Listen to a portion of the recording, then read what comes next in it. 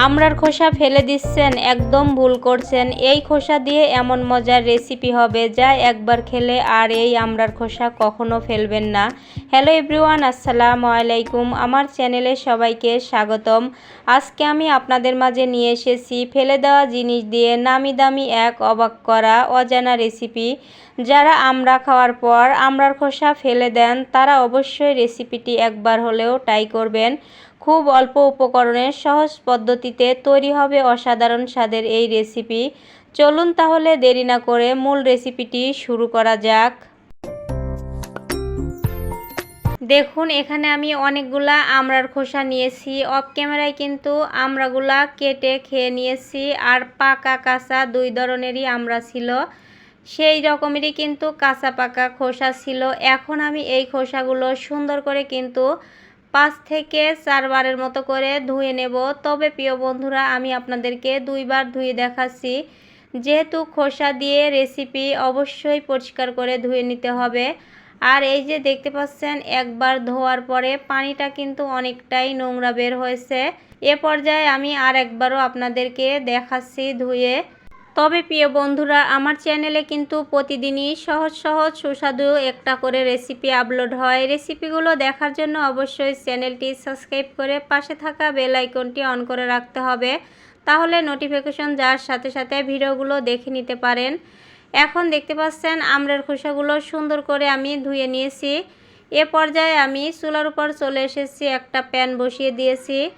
এখন আমি সম্পূর্ণ আমড়ার খোসাগুলো প্যানেতে দিয়ে দিলাম। আর এখন 2 বাটি মেপে পানি দিয়ে দিলাম। আর আমার চ্যানেলে ভিডিওটি দেখতে দেখতে ছোট্ট একটা লাইক দিতে এ পর্যায়ে এসেও যারা ভুলে গেছেন প্রিয় বন্ধুরা, অবশ্যই ছোট্ট একটা লাইক দিয়ে প্রথম থেকে শেষ পর্যন্ত ভিডিওটা ফুল কন্টিনিউ করে দিবেন।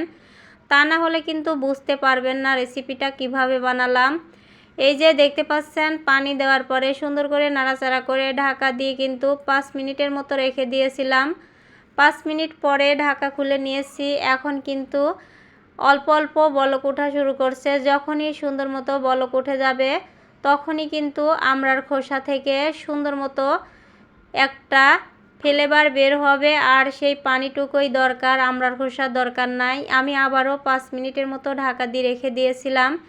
আর এ পর্যায়ে দেখতে পাচ্ছেন পানিটার সুন্দর মতো একটা কালার এসেছে। আমড়ার খোসাগুলো কিন্তু অনেকটাই সেদ্ধ হয়ে গেছে। এখন আমি এই আমড়ার খোসাটা একটা ছাঁকনি দিয়ে ছেঁকে পানিটুকু বের করে নেব। এই যে এখানে আমি একটা বাটি নিয়েছি, বাটিতে একটা স্ট্রেনার দিয়ে দিলাম। স্ট্রেনারের উপরে এখন আমি সুন্দর করে আমড়ার খোসাটা দিয়ে দিয়েছি। এ পর্যায়ে যে পানি বের হয়েছে সেটা কিন্তু সুন্দর মতো ওইটাই আমার দরকার। এই যে চামচ দিয়ে কিন্তু চেপে চেপে পানি বের করে নিলাম প্রিয় বন্ধুরা। আর খোসা কিন্তু এখন ফেলে দেব। তবে এই আমড়ার খোসা দিয়ে কিন্তু মাশাআল্লাহ সুন্দর একটা আচার হয়, সেই আচারটা আপনারা বানিয়ে নিতে পারেন। এখন আমি প্যান আবারও চুলার উপর বসিয়ে দিয়েছি। আর এই যে আমড়ার খোসার পানিটুকু দিয়ে দিলাম। পানিটুকু সুন্দর করে অনবরত নাড়াচাড়া করে এই জেলিটা বানিয়ে নেব। তবে সামান্য শুধুমাত্র চিনি আর আমড়ার খোসা দিয়ে যে এত মজার নামি দামি জেলি বানানো যায়, আপনারা যদি কোনো দিন না ট্রাই করেন অবশ্যই একবার হলেও ট্রাই করে বিশ্বাস করতে পারেন।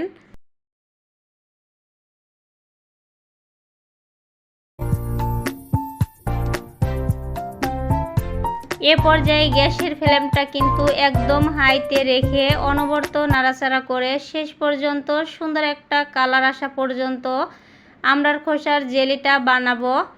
এখন আমি এখানে অল্প একটু জর্দা কালার দিয়েছি, তবে আপনারা এখানে ফুড কালার ব্যবহার করতে পারেন। আবার ফুড কালার ছাড়াও কিন্তু এই আমড়ার খোসার জেলি বানানো যায়, অনেকটাই সুন্দর একটা কালার আসে। এখন এখানে অবশ্যই লেবু ব্যবহার করতে হবে, তা না হলে আমড়ার খোসার জেলিটা কিন্তু অনেক আগেই জমাট বেঁধে যাবে। এই যে এখন আমি 2 পিস লেবু দিয়েছি। লেবু দেওয়ার পরে সুন্দর করে আবারও নাড়াচাড়া করে কিন্তু ভালো করে জেলিটা বানিয়ে নেব। তবে এখানে লেবু দেওয়ার পরে উপরে কিন্তু একদমই একটা ফেনা ফেনা ভাব আসবে। ফেনা ফেনা ভাবটা এভাবে করে আপনারা উঠে ফেলে দিতে পারেন প্রিয় বন্ধুরা। আর যে যেখান থেকে ভিডিওটা দেখছেন আপনাদেরকে অসংখ্য ধন্যবাদ আর মন থেকে অনেক অনেক ভালোবাসা রইল।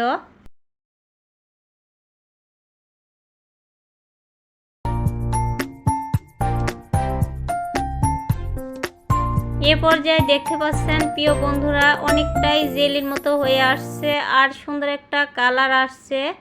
আর আপনারা কিন্তু অবশ্যই একবার হলেও এই আমড়ার সিজনে জেলিটা ট্রাই করতে পারেন আর বেশি করে বানিয়ে কিন্তু কৌটাতে সংরক্ষণ করে খেতে পারেন। এ পর্যায়ে দেখতে পাচ্ছেন প্রিয় বন্ধুরা আমড়ার খোসার জেলিটা রেডি হয়ে গেছে। গ্যাসের চুলাটা বন্ধ করে দিয়েছি আর হাত দিয়ে আমি চেক করে দেখলাম, চিটচিটে একটা ভাব আসলেই তার মানে জেলিটা হয়ে গেছে। আর দেখতে পাচ্ছেন খুন্তির সাথে কিন্তু আগের থেকে লেগে যাচ্ছে জেলিটা। এখন আমি একটা এখানে বাটি নিয়েছি, বাটিতে ঢেলে নিচ্ছি। দেখতে পাচ্ছেন দুর্দান্ত একটা কালার হয়ে গেছে। আর ঢালার পরেই কিন্তু জমাট বাঁধা শুরু করছে, ফ্রিজে রাখার কোনো প্রয়োজন নেই। আমি এখন আপনাদেরকে একটা চামচ দিয়ে দেখিয়ে দিচ্ছি বাটিতে কতটা লেগে গেছে জমাট বেঁধে। দেখলেন তো, শুধুমাত্র চিনি আর আমড়ার খোসা দিয়ে এত মজার নামি দামি জেলি হয়ে গেল। আর আপনাদেরকে 10 মিনিট পরে দেখাচ্ছি এই যে জমাট বেঁধে গেছে একদমই। তবে প্রিয় বন্ধুরা আমার রেসিপিটি আপনাদের কাছে কেমন লাগলো, যদি ভালো লেগে থাকে একটা লাইক দিবেন, সুন্দর একটা কমেন্ট করবেন আর আপনার পরিবার পরিজনদের দেখার জন্য একটা শেয়ার করে দিতে পারেন। এই যে দেখতে পাচ্ছেন প্রিয় বন্ধুরা এখানে আমি ফাঁকিবাজি পিঠা বা চাপটি পিঠা দিয়ে কিন্তু আমড়ার খোসাটার জেলি খেয়েছিলাম। আপনারা পাউরুটি দিয়ে খেতে পারেন।